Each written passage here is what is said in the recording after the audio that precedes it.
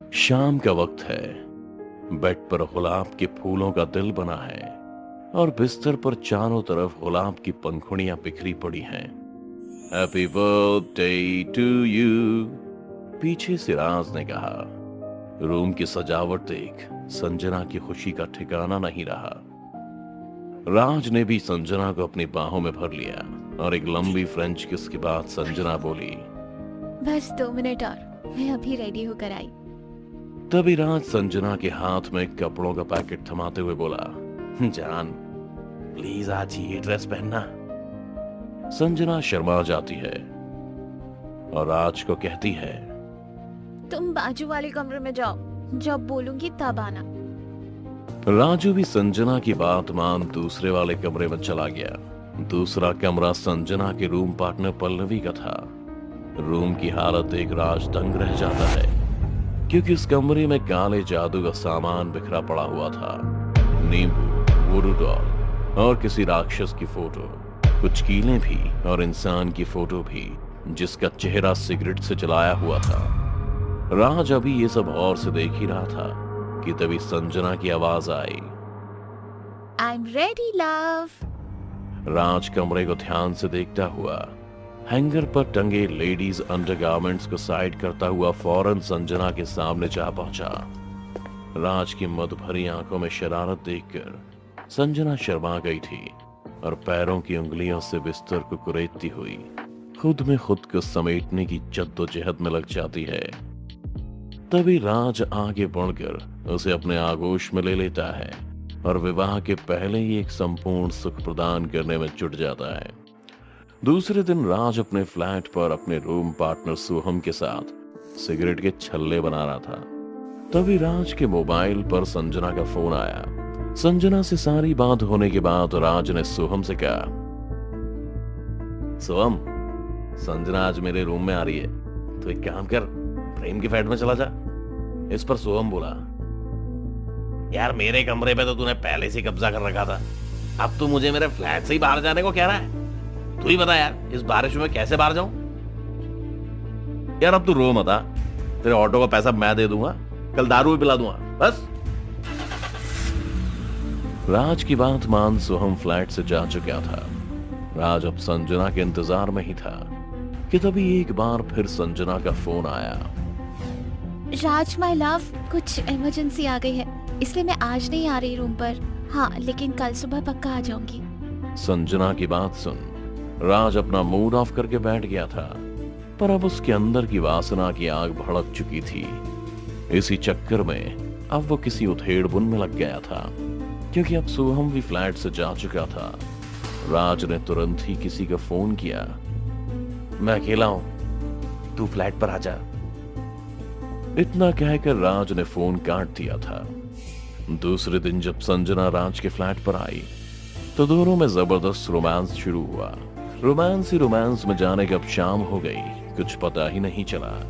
दोनों एक ही चादर में लिपटे एक दूसरे के आगोश में सोहम के लैपटॉप में फिल्म देख रहे थे। तभी संजना ने कहा, चलना राज, थोड़ा बाहर घूम कर आते हैं, वैसे भी मेरा पूरा बदन टूट सा रहा है, मुझे चाय पीनी है। इस पर राज बोला, बाहर बारिश हो रही है संजना, और फ्लैट में तो चाय बनाने का सामान ही नहीं है, रुको मैं बाहर से तुम्हारे लिए चाय लेकर आता हूं। संजना से कहता हुआ राज बाहर चला गया। राज के ना होने पर संजना बोर होने लगी थी, क्योंकि राज को आने में देरी हो गई। एक चाय लेने में राज को इतना टाइम क्यों लग रहा है?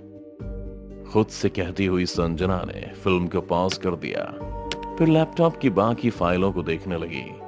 संजना अभी लैपटॉप की फाइलों को देख ही रही थी कि अचानक ही उसे कुछ ऐसा दिखा जिसे देख उसका खून जम सा गया।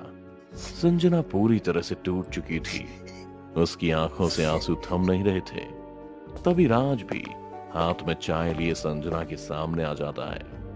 वो भी संजना से कुछ कह ही रहा था कि तभी उसकी नजर लैपटॉप की स्क्रीन पर गई, जिसमें राज किसी और लड़की के साथ संभोग करते हुए वीडियो बना रहा था, जिसे देख राज के पसीने छूटने लगे थे। संजना, मैं तुम्हें सब कुछ समझा सकता हूँ। क्या समझाओगे तुम मुझे राज? इस वीडियो को देखकर मुझे सब कुछ समझ में आ चुका है। मुझसे मन भर गया था तो एक बार बता देते। मेरी दोस्त मेरी रूम पार्टनर को क्यों बर्बाद किया? पल्लवी मेरी अच्छी दोस्त थी राज, और तुम मेरे पीठ पीछे ही मेरे दोस्त के साथ रंगरलियां मनाते रहे। कब से चल रहा है तुम दोनों का चक्कर?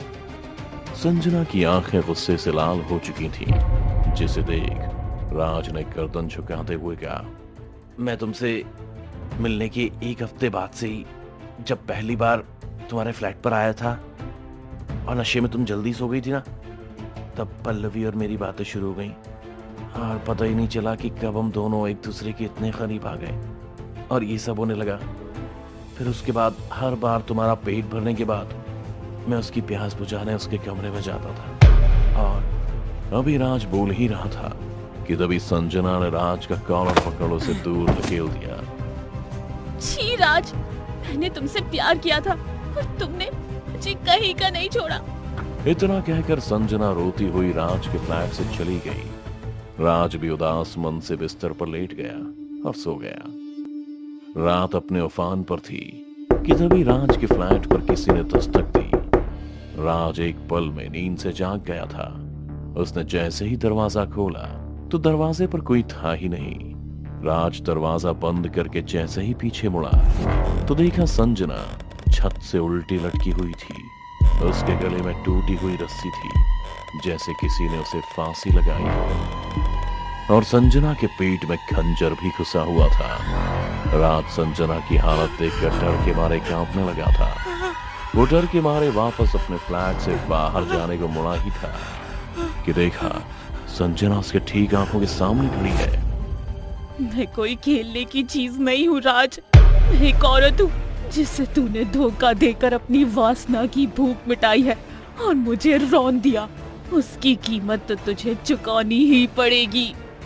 इससे पहले कि राज संभल पाता, संजना ने अपने पेट से खंजर निकाल के राज के पेट में घोंप दिया। राज दर्द के मारे तड़पने लगा था। वो अपना दर्द बर्दाश्त नहीं कर पाया और नीचे गिर गया। इतने पर भी जब संजना का पेट नहीं भरा तो वो राज के ऊपर ही कूद गई और उसकी गर्दन के मांस को अपने दांतों से नोचते हुए खाने लगी। राज फर्श पर लेटा हुआ दर्द के मारे छटपटा रहा था, अपने पैर पटक रहा था। देखते ही देखते संजना राज की गर्दन और छाती का मांस नोच कर खा चुकी थी। राज की छाती की हड्डियां साफ दिखने लगी थी और उसकी सांसें अभी भी बाकी थीं। बहुत हिम्मत कर राज ने संजना को खुद से दूर झटका और बदहवास ही फ्लैट से निकल मुंबई की सड़कों पर दौड़ता हुआ सीधा पुलिस स्टेशन पहुंचा। सर, मुझे बचा लीजिए। वो संजना मेरी जान की दुश्मन बन गई। पता नहीं उसे क्या हो गया है। वो बस मेरे जिस्म का मांस नोच के खा रही थी। प्लीज मुझे संजना से बचा लीजिए।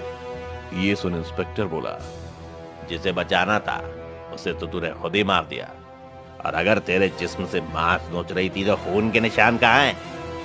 तो बिल्कुल सही सलामत खड़ा है। इंस्पेक्टर की बात सुन राज चौंक गया। उसने जब खुद की छाती छुई तो वो बिल्कुल सही सलामत थी। राज के जिस्म पर खून का एक कतरा भी नहीं था। उसे समझ नहीं आ रहा था कि उसके साथ फ्लैट में संजना ने जो किया, राज के पेट में खंजर घुसाना और उसकी साथी का मांस नोचना, वो सब क्या सिर्फ एक वहम भर था? ये सब सोच कर ही राज के होश उड़ गए। तभी इंस्पेक्टर ने हवलदार से चिल्लाते हुए कहा, जिंदे, बड़ी चर्बी चढ़ी है, डाल इसको लॉकअप में। अभी इसकी सारी चर्बी उतारता हूँ। साला मैं बेवकूफ बनाने चला है, वैसे भी हम इसे ही पकड़ने जा रहे थे। इंस्पेक्टर की बात मान हवलदार ने तुरंत ही राज को गर्दन से पकड़ उसे लॉकअप में बंद कर दिया। मार खाते वक्त राज को भी ये पता चला कि इस पर धारा 375, 376 और 302 लगी है, यानी रेप के बाद मर्डर का केस, जिसमें बेल भी नहीं मिलती। राज की हालत बद से बदतर होती जा रही थी। इंस्पेक्टर और हवलदार राज से उसका जुर्म कबूल करवाने लगे हुए थे, पर राज ने मुंह खोला तो सिर्फ चीखने और चिल्लाने के लिए। रात के 3 बजने को हो गए, पर राज ने इंस्पेक्टर के आगे अपना जुर्म नहीं कबूला। पर हर मार, हर चोट के बाद राज इंस्पेक्टर से बस इतना कहता कि उसे एक आखिरी बार संजना का चेहरा देखना है।